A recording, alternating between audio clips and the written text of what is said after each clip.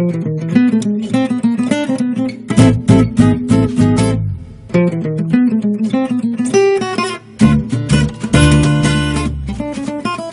you've got a dog who already pulls on the lead, I've got some good news for you, and I've got some bad news for you.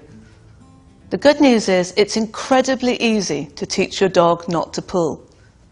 The bad news is it's incredibly hard to teach your dog not to pull. I know that sounds crazy.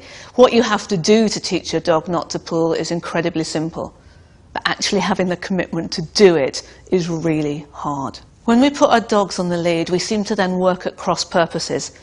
We seem to think, I'm not going to let my dog make me walk any faster, while your dog thinks, oh, I've got to pull so hard to get her to go this slowly.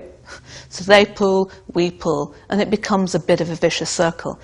Our dogs genuinely believe that the quickest way to get us to go anywhere is to pull. This makes walks unpleasant for both of us, and if you've got a large and strong dog, it can be dangerous. It can even injure your dog's neck if he's continually pulling all the time. So we have to train our dog that he will never ever get anywhere faster by pulling ever again. In fact, the quickest way to get where he wants to go is to walk nicely on a loose lead. He has to believe in his heart of hearts that from now on pulling will never ever work again.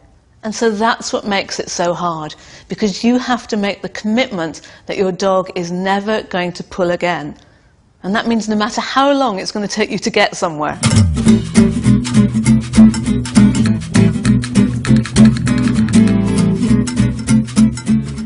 So to help me show you how to teach your dog never to pull again, I've got Digby here. Now you need to start in a really quiet place with no distractions. You need some really nice yummy training treats. There you go, Digby. Your 6-foot training lead, and that needs to be clipped on to a plain flat collar. There we go, we're ready to go. So step 1 of teaching this is to teach your dog that a loose lead is good. So as long as the lead is loose, it doesn't matter where he is, you can give him a treat. Hold it right at the end, and he has to learn that loose lead means good stuff for the dog. Now after you've practiced that a lot, so that your dog knows that every time you clip the lead on, the lead's got to be loose when you're standing still, it's time to be able to move around a bit. So remember, if the lead is loose, he gets a treat.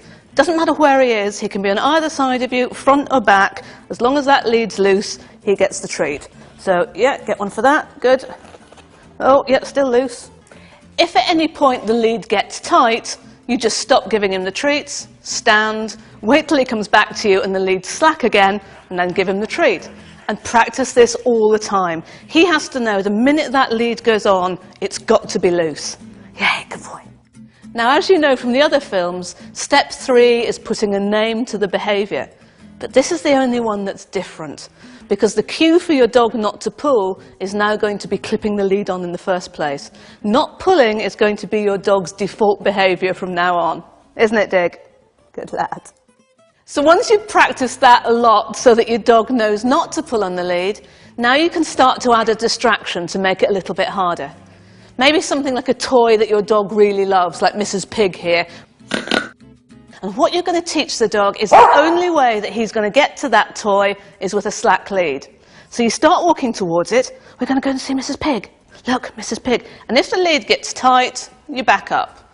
As soon as he comes back to you, start walking again. So the only way he's going to get to Mrs. Pig is if he does it on a loose lead. And if he gets all the way there, he can have it. Yay, good boy. Okay, well done. Your dog has to believe 100% that the only way he's going to get to that toy is if the lead's loose.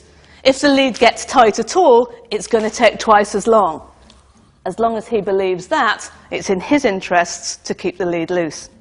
Good boy. Should we do that again? See, I told you it was really easy to teach your dog to walk on a loose lead. He just has to believe with all his heart and all his soul that never again will he get anywhere faster by pulling. The only quick way to get anywhere is on a loose lead. But it does take a lot of commitment. From now on, your dog must never ever pull on the lead again. And that can be difficult, because sometimes you just quickly want to get somewhere. But if he pulls just once and gets there faster just once, he's always going to believe that it's worth doing. So if you don't have that commitment, or maybe there's just days when you don't have time, you could put a harness on your dog or a head collar on your dog just to give yourself a bit of power steering. It's far better that you walk your dog on one of those than let him go on half strangling himself on a collar, which could cause injury to him, and it could also be unsafe for you. So, from now on, get out and practice and make sure that your dog never, ever pulls again.